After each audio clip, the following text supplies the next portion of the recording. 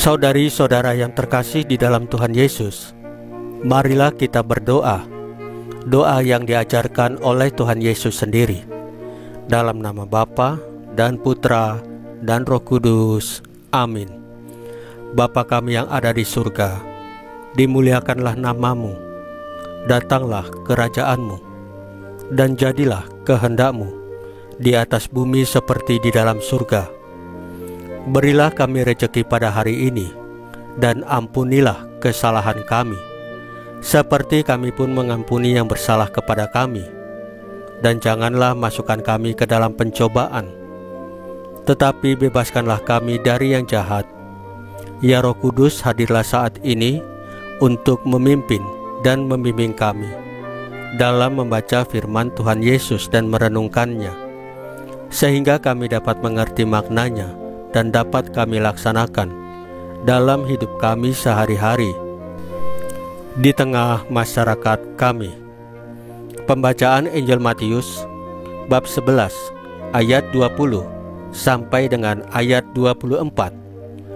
Besar kasih Yesus Kristus. Sekali peristiwa, Yesus mulai mengecam kota-kota yang tidak bertobat. Meskipun di sana Ia melakukan paling banyak mujizat. Ia berkata, "Celakalah engkau, Korazim! Celakalah engkau, Betsaida! Karena jika di Tirus dan di Sidon terjadi mujizat-mujizat yang telah kulakukan di tengah-tengahmu, pasti sudah lama mereka bertobat dan berkabung. Tetapi aku berkata kepadamu, pada hari penghakiman, tanggungan Tirus dan Sidon akan lebih ringan daripada tanggunganmu. Dan engkau, Kapernaum, apakah engkau akan dinaikkan sampai ke langit? Tidak, engkau akan diturunkan sampai ke dunia orang mati. Karena jika di Sodom terjadi mujizat-mujizat yang telah terjadi di tengah-tengahmu, kota itu tentu masih berdiri sampai hari ini. Maka aku berkata kepadamu, pada hari penghakiman, tanggungan negeri Sodom akan lebih ringan daripada tanggunganmu." Demikianlah sabda Tuhan. Terpujilah Kristus.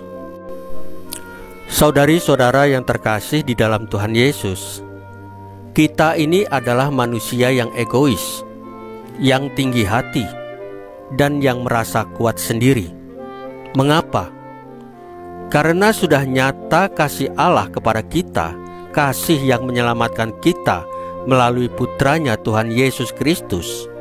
Namun kita terus membandel, bebal hati, selalu mengandalkan kekuatan sendiri dalam mengarungi hidup ini, sehingga kita terus jatuh dalam dosa, dan jatuh dan jatuh. Ingatlah kebaikan-kebaikan, mujizat-mujizat di dalam hidup kita yang telah Tuhan Yesus berikan. Itu adalah kasih-Nya yang masih kita rasakan sampai dengan detik ini. Jika kita telah diselamatkannya, itu juga sebagai tanda bahwa kita juga jangan jatuh dalam dosa yang sama atau dosa-dosa lainnya. Itu adalah tanda dari Allah bahwa kita mesti setia menjalankan firman-firman Tuhan Yesus dalam hidup kita. Firman-firman Tuhan Yesus adalah pelita dan batu penjuru bagi kita di dalam menjalankan hidup ini di dunia ini. Saudari-saudara yang terkasih di dalam Tuhan Yesus, marilah kita berdoa. Ya Tuhan Yesus, ampunilah dosa-dosa kami, dan kuatkan kami dengan Roh Kudus-Mu untuk bertobat dan setia pada firman-firman-Mu. Salam Maria, penuh rahmat Tuhan sertamu, terpujilah engkau di antara wanita, dan terpujilah buah tubuhmu Yesus. Santa Maria Bunda Allah, doakanlah kami yang berdosa ini, sekarang dan waktu kami mati. Ya Tuhan Yesus, tambahkanlah iman kami hanya kepadamu saja, karena hanya Engkaulah Tuhan dan Juru Selamat kami satu-satunya, tidak ada yang lain. Dalam nama Bapa dan Putra dan Roh Kudus. Amin. Saudari-saudara yang terkasih di dalam Tuhan Yesus, bacaan firman dan renungan hari ini sudah selesai. Tuhan Yesus memberkati kita semua.